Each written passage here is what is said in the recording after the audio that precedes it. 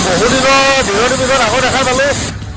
তাকে অকণমান এইটো যান্ত্ৰিক বিজুতি বুলিয়ে ক'ব লাগিব।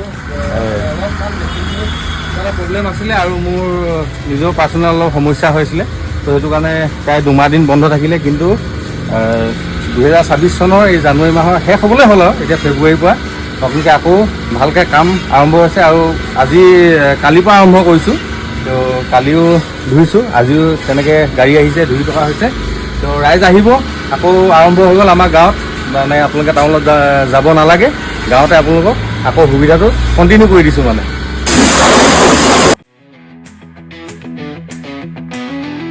কাম চলি আছে আৰু মোৰ এইফালে 50টা চিকেন ফ্ৰাইড ৰাইচৰ অৰ্ডাৰ আছে। তো সেইখিনি মাৰি মেলি মই কমপ্লিট কৰিলোঁ আৰু এইখিনি এতিয়া দিবগৈ লাগে, ওচৰতে জেগা আছে। তো এইখিনি ফাৰ্ষ্ট টাইম পেকিং কৰিলোঁ।